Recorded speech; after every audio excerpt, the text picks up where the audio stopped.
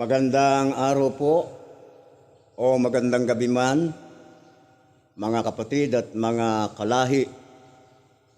Nagbabalik po ang ating palatuntunang ang pagsisiyasat.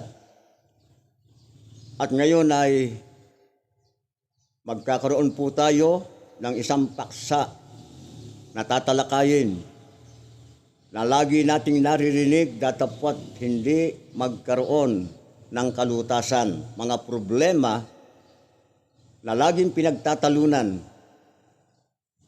Gayunman ay hindi makasumpong ng kasagutang magbibigay liwanag sa kung ano ba ang pangalan ng Diyos. Yun po yung paksa natin, mga kalahi. Ang pangalan ng Diyos. At tungkol po sa bagay na ito, yamang ang atin pong hahanapin ngayon ayan tungkol sa pangalan ng ating Panginoong Diyos. Dapat po magkaroon tayo ng isang tuntunin na kinakailangang siya po nating susundin upang tayo ay huwag magkamali sa lahat ng ating pong mga pag-aaral at mga pagtalakay, pagkat dito nakasalalay ang matuwid na pananampalataya at pagkakilala sa ating Panginoong Diyos. Ano bang tuntunin ito? Dahil ang ating pong hinahanap ay ang pangalan ng ating Panginoong Diyos. Ano ba itong pangalang ito? At sapagkat kanyang pangalan, kinakailangan po hindi ang sino mang tao ang atin pong tanungin, kung hindi ang ating Panginoong Diyos. Pagkat kanyang pangalan, dapat lamang po na ang Diyos ang maglahad at magbigay ng kung ano ang kanyang pangalan. At kung ano ang kanyang pangalan na sabihin ng Diyos, kailangan po na ating tanggapin at paniwalaan. Ngayon, ang tanong ay ganito. Pagka nagtatanong tayo, ano ba ang pangalan ng ating Panginoong Diyos? Sino ang dapat nating tanungin? Yan po ang tanong natin. At tungkol po sa bagay na ito, atin pong basahin mula sa aklat ng propetang si Isaias kung ano ang kailangan gawin ng magtatanong sa pangalan ng ating Panginoong Diyos. Ang sabi po ng talata ay ganito. Ganito ang sabi ng Panginoon ng banal ng Israel. At nang may lalang sa kanya, magtanong kayo sa akin tungkol sa mga bagay na darating, tungkol sa aking mga anak, at tungkol sa gawa ng aking mga kamay, mag-utos kayo sa akin. Ganito po ibinigay ng ating Panginoong Diyos. Ang tuntunin may kinalaman sa pagtatanong sa mga bagay na may kinalaman sa banal na kasulatan. Dahil ang Panginoon Diyos nakilala po natin sa pamamagitan ng banal na kasulatan, dapat lamang po na kung anumang mga bagay na magbumula sa banal na kasulatan, hindi po yung tao ang tatanungin natin. Gaya ng ating narinig, ang sabi ng Diyos, magtanong kayo sa akin tungkol sa bagay na darating. Ibig sabihin yung pong mga hindi pa nangyayari, pwedeng itanong sa Kanya. Tungkol sa aking mga anak, sa lahat ng tao, pwede pong magtanong tayo. Tungkol sa gawa ng aking mga kamay, ibig sabihin, anong gawa ng kamay ng ating Panginoong Diyos? Lahat ng bagay na nakikita po natin sa sanglibutan ito, maging ang sangkalupaang ito, gawa ng kanyang mga kamay, at maging tayo man ay gawa ng kanyang mga kamay.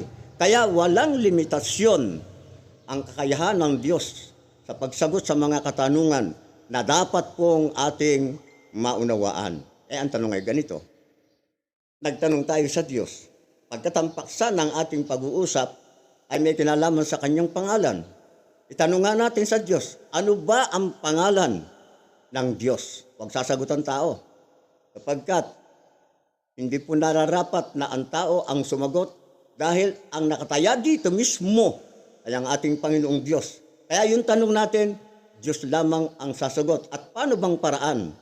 Kung sumagot ang Diyos, maaaring sabihin ng mga pilosopo, paano makasasagot ang Diyos sa inyo? Haharap ba sa inyo ang Diyos? Sasagutin ba kayo ng Diyos? Meron pong paraang itinuturo ang banal na kasulatan kung paanong sasagutin ng Diyos yung ating katanungang ano ang pangalan ng ating Panginoong Diyos.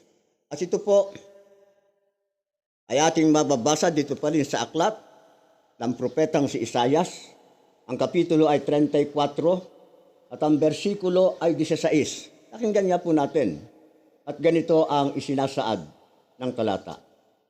Inyong saliksikin sa aklat ng Panginoon at inyong basahin. Kahit isa sa mga ito ay hindi magkukulang. Walang mangangailangan ng kanyang kasama, kapagkat iniutos ng aking bibig at pinisan sila ng aking espiritu. Paano po sasagot ang ating Panginoong Diyos? Hindi katulad nung inaakala ng karamihan.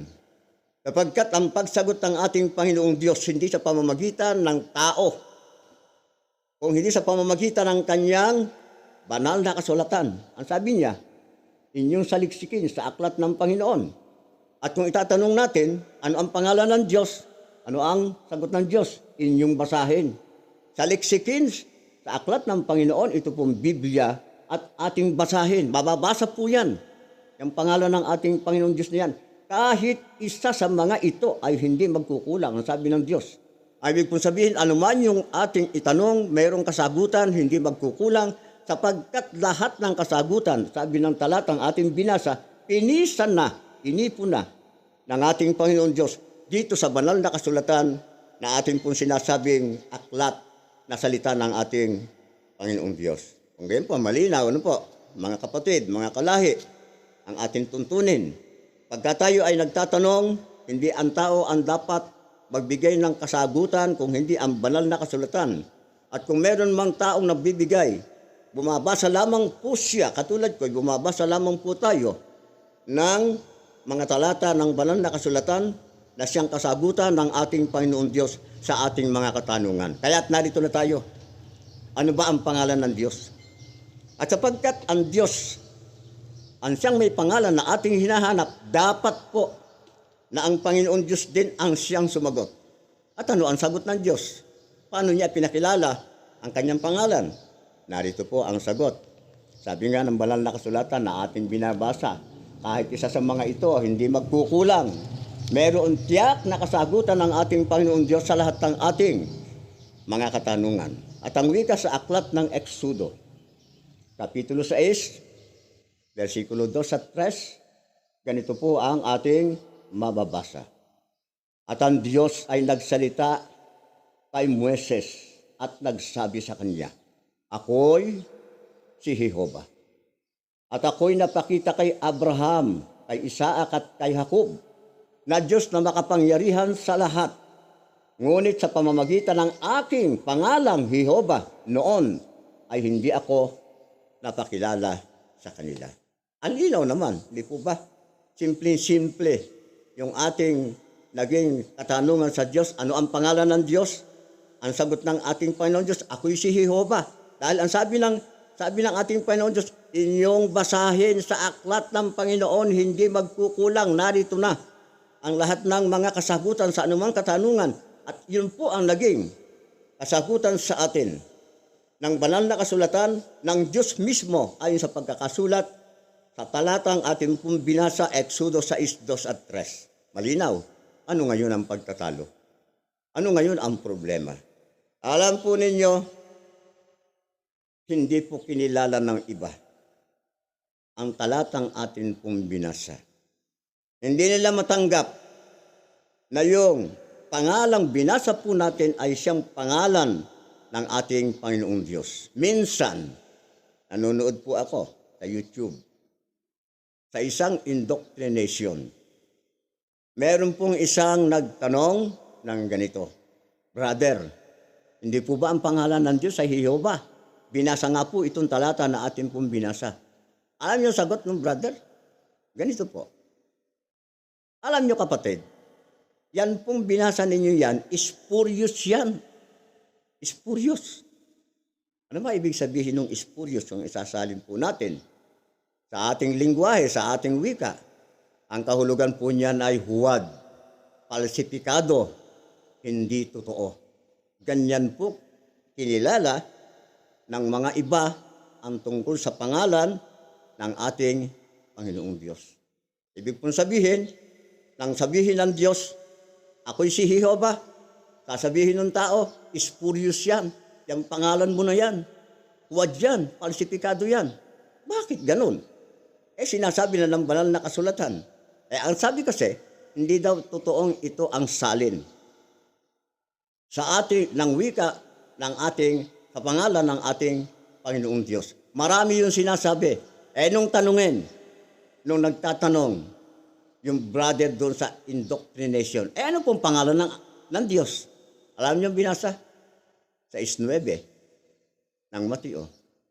Ang sabi doon, ito ang pangalan ng Diyos. Ang binasa yung turong panalangin ng ating Panginoong Jesucristo. Anong sinasabi doon sa turong panalangin? Kung kayo magsisidalangin, inyong sabihin, Ama namin o Ama na sumasalangit ka, sambahin nawa ang pangalan mo. Alin ang pangalan doon? Ang pangalan doon ng Diyos ay Ama. Naku po. Ibig sabihin, pinagsasabong ngayon, pinaglalaban ngayon. Yung salita ng ating Panginoong Jesucristo at yung pagpapakilala ng Diyos sa kanyang sarili na ang kanyang pangalan ay Jehovah. At sasabihin pa na yung salita ng ating Panginoong Diyos na kanyang ipinakilala yung kanyang sarili, hindi ito totoo, falsifikado. Wala, ito po yung nagpapatunay na hindi kinilala, hindi ginalang, at nilapastangan pa ang salita ng ating Panginoon Diyos ng kanyang sabihin, ang pangalan ko'y Jehovah. Ano ngayon ang sinasabi ng banal na kasulatan? Dapat lamang po na ating malaman ang lahat ng ito upang ating maingatan ang ating sarili. Kasi yung pong ating paksa, yung pong ating programa, ang pagsisiyasat na kinuha po natin sa 2 Corinto 13:5, ang sinasabi doon, siyasatin ninyo ang inyong sarili kung kayo'y nangasa pananampalataya. Huwag niyong ipagkakatiwala sa iba yung inyong pananampalataya. Baka naman paniwala lang kayong paniwala doon sa mga sinasabi ng iba, inyaaral ng iba. Hindi niyo nalalaman, mali na pala yung itinuturo. Kaya't upang maingatan mo ang iyong sarili, ikaw mismo ang magsisiyasat sa iyong sariling pananampalataya. Ikaw magsusuri, ikaw mag-aaral upang matiyak mo na ikaw nga ay nasa tamang pananampalataya. O ngayon, ang tanong ay ito, ano ang kahahantungan ng sino mang tao na ganito ang ginagawa sa pangalan ng Diyos? Nilalapastangan sa halip na igalang, sa halip na kilalanin, sa halip na sambahin, at gawing paraan ng pagpupuri sa Kanya, sasabihin pa, anong sabi? Spurious. Ay ibig sabihin, ang Diyos mismo ang gumawa ng isang falsifikadong pangalan sa Kanyang sarili na hindi totoo. Huwag. Ano ngayon ang sinasabi ng banal na kasulatan? Sa ganitong paglapastangan sa mga salita ng ating Panginoong Diyos, babasahin po natin ang bagay na ito. Kung ano ang sinasabi sa atin ng banal na kasulatan, at ito'y atin pong masusumpungan sa aklat ng Levitico, ang kapitulo ay 24 at ang bersikulo ay 15 hanggang 16. Pakinggan po ninyo at ganito ang wika ng talata.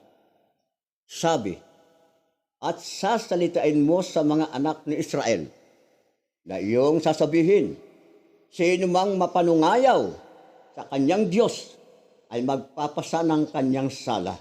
16. At ang lumapastangan sa pangalan ng Panginoon ay papataying walang pagsala. Pagbabatuhanan siya ng buong kapisanan, maging taga-ibang lupa o maging tubo sa lupain ay papatayin pagka lumapastangan sa pangalan ng Panginoon. Ganyan po kalinaw na ibinigay ng Diyos ang magiging kaparusahan nung panahon na yon. Sino mang lumapastangan sa pangalan ng ating Panginoong Diyos. Ngayon, ano ang parusa kaya ngayon? Sapagkat kung ang sino mang nagsasabi na ang pangalan na nasusulat sa Exodo sa 2:3 ay isang huwad na pangalan, ang ibig sabihin na isang kalapastanganan, dapat pala kung sa panahon na yun o kung sa panahon natin ngayon, gagamitin yung kautosang ito ay pagbatuhanan ng mga tao hanggang sa siya mamatay kapag siya lumapastangan sa salita at pangalan ng ating Panginoong Diyos. Kung gayon, ano bang dahilan ng marami at hindi nila kinikilala yung pangalang Jehovah na atin pong nabasa sa aklat ng Exodo sa 6:3. Meron pong mga kadahilanan yan na dapat pong isailalim natin sa isang masusing pag-aaral. Baka naman tama sila o baka naman nagkakamali sila. At ang lahat po ng iyan ay patuloy nating pag-aaralan sa susunod po na bahagi ng ating pag-aaral.